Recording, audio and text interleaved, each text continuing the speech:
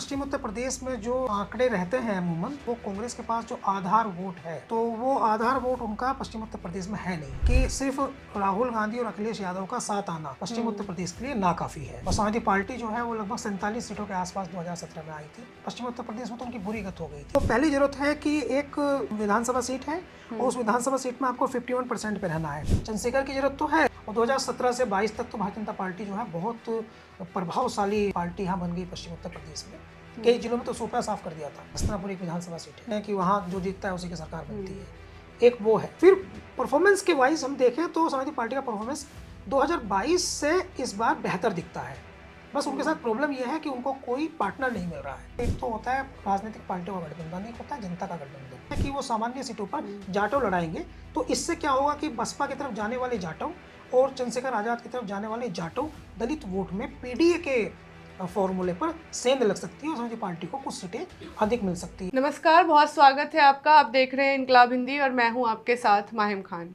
अपने show explainer में आज हम चर्चा करेंगे कि 2027 में जो यूपी में चुनाव होने वाले हैं उसमें पश्चिमी यूपी का कितना अहम रोल होने वाला है, और सभी राजनीतिक पार्टी को ये लगता है कि जो पश्चिमी यूपी से जीतेगा उसी की सरकार बनेगी। मेरे सवालों का आज जवाब देने के लिए मेरे साथ मौजूद हैं इनकलाब हिंदी के मैनेजिंग एडिटर आस मोहम्मद कैफ सर। सर, आपका बहुत स्वागत है। बहुत धन्यवाद माहिम। कैसे हैं सर आप? मैं ठीक हूँ, आप ठीक है माहिम? मैं ठीक हूँ सर। सर शुरू करते हैं। सर मेरा पहला सवाल है, 2027 में जो चुनाव होंगे, अखिलेश यादव और राहुल गांधी अगर सरकार बनाते हैं तो उससे क्या समाजवादी पार्टी की सारी ज़रूरतें पूरी हो जाएंगी? क्या ये काफ़ी होगा उसके लिए? नहीं, सरकार बनाना तो अलग विषय है, लेकिन ये है कि राहुल गांधी और अगर अखिलेश यादव मिलकर के चुनाव लड़ते हैं तो क्या पश्चिम उत्तर प्रदेश में वो कुछ ऐसा कर पाएंगे कि वोटिंग का जो एक पैटर्न होता है या वोटिंग की जो कैलकुलेशन होती है, उस कैलकुलेशन को, उस पैटर्न को वो कैलकुलेट कर पाएंगे, और वो लगता है कि वो संभवतः उसको पूरा कर पाएंगे, कॉलम को भर पाएंगे। ऐसा इसलिए मैं कह रहा हूँ क्योंकि पश्चिम उत्तर प्रदेश में जो आंकड़े रहते हैं अमूमन, वो कई बार हम लोगों को ऐसा लगता है कि वो कांग्रेस के पास जो आधार वोट है, तो वो आधार वोट उनका पश्चिम उत्तर प्रदेश में है नहीं। और समाजवादी पार्टी की जो हिस्ट्री रही है, जिस प्रकार से उन्होंने चुनाव लड़ा है, तो पश्चिम उत्तर प्रदेश में आरएलडी को लेकर लड़ते रहे कई बार वो दूसरे समीकरण तलाशते हैं, लेकिन कांग्रेस के साथ आकर के वो मोमेंटम जो लोकसभा चुनाव में बनता है या पूरे स्टेट में बनता है, पश्चिम उत्तर प्रदेश उससे थोड़ा सा अलग है। इसलिए दानिश्वर लोग और जो पॉलिटिकली चीज़ों को समझते हैं, वो इस बारे में अपनी राय रख रहे हैं कि सिर्फ राहुल गांधी और अखिलेश यादव का साथ आना पश्चिम उत्तर प्रदेश के लिए नाकाफ़ी है। या तो वो कोई ऐसा समीकरण चुने जो इससे बेटर हो, और जो मोमेंटम बनता है, जैसे बिहार है तो एक मोमेंटम राहुल गांधी ने वहाँ बनाया है, तो वो मोमेंटम जो बनता है उस मोमेंटम से थोड़ा वेस्ट यूपी के लोग अलग हैं। वहाँ के जो लोग हैं वो राजनीतिक दांव पेच को ज़्यादा बेहतर से समझते हैं और फ्लोटिंग नहीं है, बहते नहीं है। उनका अपना एक माइंड सेटअप है कि उनको कहाँ वोट करना है, और वो कैलकुलेट करते हैं जाट किसको वोट देगा, गुजर किसको वोट देगा, हिंदू ओबीसी किसको देगा, मुस्लिम किसको देगा। तो इसलिए वो थोड़ा मान के चल रहे हैं कि राहुल गांधी और अखिलेश यादव का साथ आना हो सकता है पूरे स्टेट में कहीं कारगर हो, लेकिन पश्चिम उत्तर प्रदेश में उसका असर कम दिखता है। सर 2022 में सपा और आरएलडी ने चुनाव लड़ा था, लेकिन अब ऐसी कोई संभावना नहीं दिखती उनके साथ आने की। तो इससे कितना कितना परिणाम पे कितना असर पड़ सकता है सर? ये बहुत सही सवाल है। 2022 में आरएलडी और समाजवादी पार्टी मिलकर के चुनाव लड़े थे, और ऐसी परिस्थिति में मिलकर के चुनाव लड़े थे। तो जब 2017 में आरएलडी के पास में एक ही विधायक था, और वो एक विधायक भी उनका भारतीय जनता पार्टी में चला गया था, और समाजवादी पार्टी जो है वो लगभग 47 सीटों के आसपास 2017 में आई थी। और पश्चिम उत्तर प्रदेश में तो उनकी बुरी गत हो गई थी। उनके विधायक जो हैं बमुश्किल ढूंढे नहीं मिल रहे थे। काफ़ी कठिन परिस्थिति थी, क्या थी क्या नहीं थी तो एक अलग विषय है। लेकिन जब 2022 का चुनाव आरएलडी के साथ आकर के इन्होंने लड़ा, तो पश्चिम उत्तर प्रदेश से 32% वोट, पश्चिम 67% सिटी के आसपास गया था बीजेपी को। और उसमें अवध, ब्रज, हाथरस, अलीगढ़ जैसे इलाकों, गाजियाबाद, मेट्रोपॉलिटन सिटीज़, इन इलाकों को जोड़ ले जहाँ भाजपा हमेशा से अच्छा करती है। लेकिन अगर हम देखें कि जो वेस्ट यूपी का मेनली ऐसा इलाका था जहाँ रूरल का अधिक प्रभाव हम मानते हैं, तो उनमें मुजफ्फरनगर, सहारनपुर, मुरादाबाद मंडल, मेरठ मंडल में समाजवादी पार्टी ने बहुत अच्छा किया था। और लोकदल और समाजवादी पार्टी एक स्थिति में आ गई थी कि सहारनपुर मंडल की 2 खासकर जनपदों में, शामली और मुजफ्फरनगर में, तो वो 8 सीटों के आसपास आ गई थी। और लोकदल का परफॉर्मेंस भी पहले से, चूंकि एक विधायक से बढ़कर के 8 विधायक पा गया था। फिर एक बाई इलेक्शन हुआ कतौली उपचुनाव का, उसको भी आरएलडी ने जीत लिया था। तो कमोबेश अगर दोनों को मिला करके देखें तो दोनों का परफॉर्मेंस बेहतर था, दोनों पार्टियों ने बेटर किया था। अब दोनों साथ नहीं लड़ेंगी और कांग्रेस का उतना ऑरा है नहीं पश्चिम उत्तर प्रदेश में, तो एक चिंता तो जरूर रहेगी कि आप लोग करेंगे क्या, ये है। क्योंकि ये लगभग तय है कि अब आरएलडी जो है, कितनी भी उनके बारे में बात की जाए, लेकिन ये बहुत अधिक संभावना इसकी है, जैसे हम देख रहे हैं, तो भारतीय जनता पार्टी के साथ ही मिलकर के चुनाव लड़ेगी। सर, इस बात की कितनी संभावना है कि अखिलेश यादव और चंद्रशेखर आज़ाद पश्चिमी यूपी से उतर सकते हैं?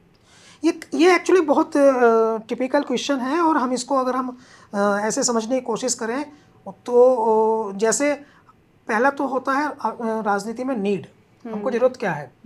तो पहली जरूरत है कि एक विधानसभा सीट है और उस विधानसभा सीट में आपको 51% पे रहना है।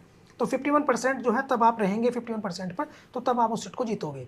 51% बन रहा है या नहीं बन रहा है, अब ये देखना है। जैसे हम उदाहरणार्थ किसी भी एक विधानसभा सीट को लेते हैं और हम देखते हैं कि वहाँ 35% वोट जो है मुस्लिम है। हम देखते हैं कि वहाँ जिस पार्टी का प्रत्याशी बनाया है उसकी जाति का, पार्टी का जो प्रत्याशी बनाया है उसकी जाति का वोट कितना है, तो ये कैलकुलेशन होती है। अब ऐसी परिस्थिति में कुछ जगह तो ऐसी है, जैसे मैनपुरी है, इटावा है, और कन्नौज है, एटा है, और पश्चिम उत्तर प्रदेश में एक्चुअली 24 ज़िले हैं। तो उन कुछ जगह तो ऐसी है जहाँ पर हम लोग ये नोटिस करते हैं कि वहाँ यादव और मुसलमान और थोड़ा बहुत पीडीए का अगर कैंडिडेट उस पार्टी का लिया, समाजवादी पार्टी कम्पीट कर पाएंगे भारतीय जनता पार्टी को, खासकर हाथरस जैसे जिलों में, कासगंज जैसे जिलों में, अलीगढ़ जैसे एरियो में जहाँ लोध जातियों का बहुत वर्चस्व है, कल्याण सिंह पूर्व मुख्यमंत्री उनका क्षेत्र है, तो वहाँ पर तो हम ये देखते हैं कि वहाँ पर कंपटीशन जो है, कम्पीट करने के लिए उनके पास में यादव वोट बैंक है। लेकिन जो जैसे जैसे हम लोग बढ़ते हैं, सहारनपुर है, मुजफ्फरनगर है, शामली है, या फिर बिजनौर है, जैसे जैसे हम इधर आते हैं तो हम देखते हैं कि ये 4-5 जिले जो हैं जहाँ लगभग 28 के आसपास विधानसभा सीटें आ जाती हैं जोड़ करके, यहाँ यादव वोट है नहीं। तो तब ये सवाल उठता है कि भाई आपके पास प्लस वोट बैंक क्या रहेगा। आपका 51% जो एक विधानसभा में जीत के लिए जरूरी है, कि राजनीतिक पार्टियां सोच के चलती हैं कि भाई 50% इसके पास होगा वही करेगा, लेकिन वोटिंग परसेंटेज 32%, 37%, 44% जाता है, मगर 51% जो है वो आइडियल माना जाता है, हाईएस्ट रैंक है वो। तो हाईएस्ट रैंक किसके पास आएगी, ये प्रश्न है। तो ऐसे में प्लस वोट बैंक की आवश्यकता है। तो पश्चिमी उत्तर प्रदेश में चूँकि मुस्लिम है अच्छी संख्या में, तो इसलिए प्लस करने के लिए समाजवादी पार्टी को आवश्यकता है। तो उनके पास में जो प्लस करने का तरीका पहले से रहा है, वो आरएलडी के साथ उन्होंने कई बार चुनाव लड़ा है। और एक लोकसभा चुनाव की हम बात करें 2019 का, वो बसपा के साथ मिलकर के लड़ा था। तो ऐसी स्थिति में उनको किसी प्लस वोट बैंक वाले की व्यक्ति की जरूरत है। तो चंद्रशेखर इंपोर्टेंस तो उनकी है, लेकिन तय ये है कि चंद्रशेखर कितनी सीट मांगेंगे, कितने नाज नखरे उनके होंगे। जैसे अखिलेश यादव का पूर्व का अनुभव रहा है कि उन्होंने जयंत चौधरी को राज्यसभा में पहुंचवाने में सहायता की, संभवतः अपने परिवार के किसी नज़दीक के व्यक्ति को इनकार करके उनकी नाराज़गी भी झेली। उसके बाद जो है वो पल्लवी पटेल को उन्होंने विधायक बनाया, और ऐसे कुछ इश्यूज आए जब मदद तो की अखिलेश यादव ने, लेकिन उनका मानना है कि वो डिच हुए। तो अब वो किसी पर भरोसा करते हुए डरते हैं। उनको लगता है कि मेरे साथ जो है मेरे जो इमोशंस हैं उसका गलत इस्तेमाल होता है। तो ये ज़रूरत तो है, चंद्रशेखर की ज़रूरत तो है, लेकिन वो इनमें कितना तालमेल बन पाता है नहीं बन पाता है, वो एक पेचीदा मसला है। इसलिए मेरा पर्सनल ऑब्जर्वेशन ये है कि इनका साथ आना कठिन हो है। तो मेरा अगला सवाल है कि 2027 में पश्चिमी उत्तर प्रदेश क्यों इतना महत्वपूर्ण है, इसे की फैक्टर क्यों माना जा रहा है? इसलिए माना जा रहा है कि देखिए, अभी हमने लोकसभा चुनाव हमने देखा है, और हम लोग देखते हैं कि हर जगह से हर चीज़ बैलेंस हो रही है।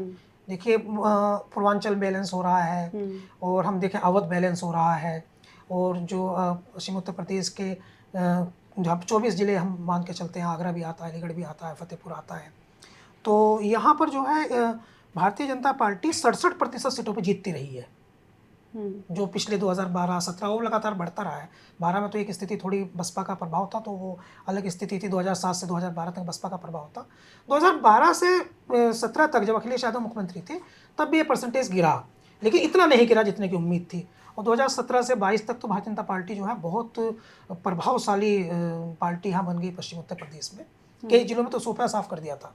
गाजियाबाद थे, बागपत जैसे सीट पर जहाँ से खुद जयंत चौधरी का है, वहाँ पर एक विधायक जिता पाए थे। तो इसलिए समाजवादी पार्टी को ये बात अच्छी तरह पता है कि अगर हम समाजवादी पार्टी को सरकार बनानी है, तो पश्चिम उत्तर प्रदेश की लगभग 100 विधानसभा सीटों में से उसको कम से कम आधी जीतनी पड़ेगी।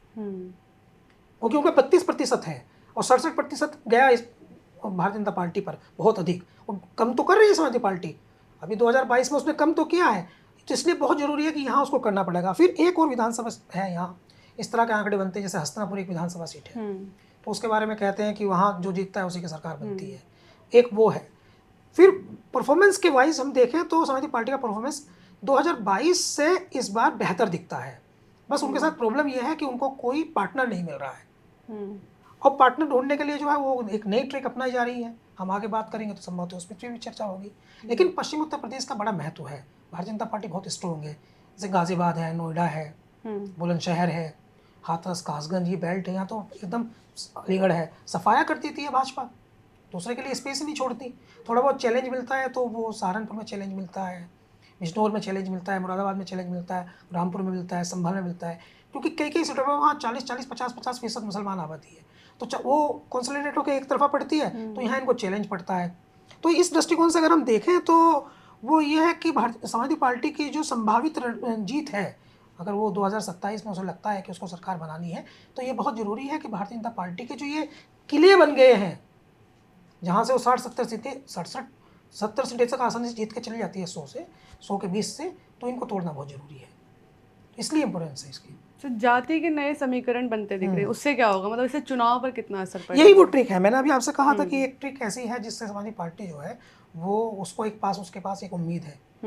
देखिए, दो चीज़ होती है, एक तो होता है राजनीतिक पार्टियों का गठबंधन, एक होता है जनता का गठबंधन। तो जनता के गठबंधन की संभावना ये है कि समाजवादी पार्टी कुछ ऐसा सोच रही है कि वो इस बार, जैसे उनका बेस वोट है मुस्लिम और यादव, ऐसा सब लोग मान कर चलते हैं कि उनका बेस वोट है, तो वे सोच रहे हैं कि हम किसी ऐसी जाति के व्यक्ति को टिकट दें ताकि हम पीडी का जो फॉर्मूला है उसको हम रेप्लिकेट कर सकें, जैसे वो अदर हिंदू ओबीसी जातियों पर अधिक टिकट देने का उन पे है। और एक और इसमें इंपॉर्टेंट बात है जो अब तक नहीं कही गई है, संभवतः किसी ने कही भी नहीं है, वो है कि समाजवादी पार्टी एक योजना पे काम कर रही है जो किसी को भी पता नहीं है। वो योजना ये है कि वो सामान्य सीटों पर जाटों प्रत्याशी ला सकती है इस बार अधिक से अधिक, खासकर पश्चिम उत्तर प्रदेश में सबसे सटीक फॉर्मूला है। जैसे अभी आपने देखा होगा लोकसभा चुनाव में मेरठ की लोकसभा सीट पर समाजवादी पार्टी ने जाटों प्रत्याशी लड़ा दिया था, अरुण गोविल जो भारतीय जनता पार्टी के सांसद हैं उनके सामने। तो इस बार उनकी नई योजना ये है कि वो सामान्य सीटों पर जाटों लड़ाएंगे।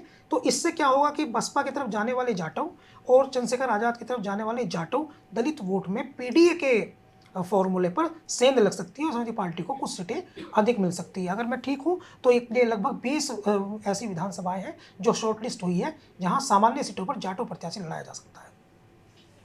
तो पश्चिमी यूपी में जाट और गुर्जर के अलावा और कौन कौन सी जातियां हैं जो संघर्ष कर रही है अपने प्रतिनिधित्व के लिए? अभी तो हाल फिलहाल तो एक बहुत बड़ा संघर्ष राजपूत समाज के साथ चल रहा है। पिछली बार हमने लोकसभा के चुनाव में भी देखा था, उन्होंने बहुत ज़्यादा विरोध किया, लेकिन अभी हम देखें तो गुर्जर चौपाल अखिलेश यादव जी ने बुलाई थी, शायद उसका उद्देश्य भी यही था कि गुर्जर जो है उनके अंदर भी द्वंद्व चल रहा है कि जाटों को ज़्यादा प्रतिनिधित्व मिल गया। एक तो ये है, एक ये है कि चूँकि जाट जो कम्युनिटी है उनका डोमिनेशन काफ़ी है यहाँ राजनीति में, संख्या में बहुत अधिक नहीं है वो, लेकिन कई जनपदों में देखा तो उनका डोमिनेंस ज़्यादा कर रहे हैं। तो इस बात को लेकर कम से कम राजपूतों में और गुर्जरों में अंदर ही अंदर एक द्वंद्व चल रहा है, उनको अपना प्रतिनिधित्व चाहिए। तो मैं समझता हूँ कि 2024 का जो चुनाव था, बहुत सारे लोगों ने इस पर बातचीत करने की कोशिश की थी कि आखिर क्या कारण है, कि क्या इंडिया गठबंधन की हवा है, लेकिन क्या है, तो इंडिया गठबंधन की हवा से ज़्यादा ये था कि जातियों को अपने प्रतिनिधित्व की आवश्यकता थी। तो ये जो चुनाव है इसमें भी इसकी संभावना है कि ऐसी जातियाँ जिनको प्रतिनिधित्व नहीं मिला है और जिस जाति को मिल रहा है उसकी तुलना में वो एकजुट हो सकती है, जो बहुत आशान्वित कर रहा है अखिलेश यादव। सर, मेरा आखिरी सवाल है कि भाजपा और समाजवादी पार्टी में मुकाबला होने की उम्मीद है, और इसमें बसपा का क्या भूमिका रहेगी? हाँ, ये जो इस बार चूँकि जिस ये टू पार्टी पॉलिटिक्स हो रही है और पिछले कुछ चुनावों से हम देख रहे हैं कि इसको हम बाइपोलर इलेक्शन कहते हैं अपनी लैंग्वेज में, और ये बिल्कुल इस बात की संभावना है कि मुख्य मुकाबला जो है भारतीय जनता पार्टी और समाजवादी पार्टी के बीच रहने वाला है। उसमें दो ही लोग होंगे, एक तो जो भारतीय जनता पार्टी के साथ होंगे और एक दूसरे लोग जो होंगे वो समाजवादी पार्टी के साथ होंगे। बाइपोलर इलेक्शन होगा। इसके अलावा अगर कोई तीसरी राजनीतिक पार्टी चुनाव लड़ती है तो उसका बहुत खराब हश्र हो सकता है। जैसे 2022 के चुनाव में कांग्रेस पार्टी ने चुनाव लड़ा था, तो उनके एक विधायक थे, पूर्व में विधायक रहे बसपा से, वो चुनाव लड़ा उन्होंने एक विधानसभा से, उनको 2000 वोट मिली। एक और विधायक थे उनके कबीरपुर में, उनके बेटे ने चुनाव मिला, उसको 800 वोट मिली। कई 3000 की, 2000 की, 1500 की, 5000, तो 100 से ज़्यादा उस सीटें ऐसी थी जहाँ 5000 से कम वोट थी, तो जनता ने वोट ही नहीं दी। तो बाइपोलर इलेक्शन में क्या होता है, आप दो ही लोगों को चुनते हैं, या तो आप उसको वोट देना है जो सत्ता पक्ष है या आपको उसको वोट देना है जो विपक्ष है। समाजवादी पार्टी इस मामले में एक कदम आगे बढ़ गई, उसने ये साबित कर दिया है, ये शो कर दिया है कि हम ही विपक्ष है। तो चूंकि उन्होंने ये दिखा दिया है जनता को कि हम ही विपक्ष हैं, तो जो विपक्ष का वोट है वो एकजुट होकर के उनको वोट करने की कोशिश करेगा, तो फिर मुकाबला दोनों राजनीतिक पार्टियों मजबूत में रहेगा। बसपा का जहाँ तक प्रश्न है, बसपा के पास 8 से 9% वोट है अभी, और पिछले कुछ समय से बसपा की जो एक्टिविटी है थोड़ी कम है, तो उसको बसपा का वोट कितना रहता है ये डिपेंड करता है कि मायावती जी की भूमिका क्या रहती है। पिछले कुछ समय से तो उनकी प्रतिक्रियाएं कम सामने आ रही है। 2 दिन पहले उन्होंने आकाश आनंद को जरूर नेशनल संयोजक बना करके थोड़ा बढ़ाया है, लेकिन उसमें इतना उतार चढ़ाव रहा है कि लोगों में उसका विश्वास जो है वो कमज़ोर पड़ा है। ऐसी परिस्थिति में तो बसपा के रुख पर सबकी नज़र रहेगी, हालांकि वो सरकार बनाने की स्थिति में नहीं रहेगी। जब कोई पार्टी सरकार बनाने की स्थिति में ना हो, और बसपा के नेचर में शामिल नहीं है कि वो कांग्रेस के साथ जाएगी, बसपा के नेचर में शामिल नहीं है कि वो भाजपा के साथ जाएगी, दोनों के साथ जाना पसंद नहीं करेगी। तो ऐसी परिस्थिति में, चूंकि दोनों को खिलाफ मुखर होकर बोलती है मायावती, तो ऐसी परिस्थिति में वो अकेले चुनाव लड़ना पसंद करेंगी। तो जो वोटर जिसकी किसी को हराने में या जिताने में रुचि है वो बसपा को नजरअंदाज कर देगा। ऐसे वोटर को अगर 20 टिकट अखिलेश यादव जाटव प्रत्याशी बना के दे देंगे, जाटव प्रत्याशियों को सामान्य सीटों पर लड़ा देंगे, तो उसमें एक तो वो वोट जो उन विधानसभाओं पे है, और दूसरा जो उन विधानसभा पे नहीं है, ये समझ करके कि ये बेहतर है हमारे नेताओं को प्रमोट कर रहा है, तो वो थोड़ा बहुत वोट समाजवादी पार्टी को मिल जाएगा। तो 51% का जो बैलेंसिंग होता है विनिंग, तो उसके नज़दीक वो चला जाएगा। बहुत बहुत धन्यवाद सर। आप इस पूरे विषय पर क्या राय रखते हैं हमारे साथ कमेंट कर ज़रूर बताइए। धन्यवाद।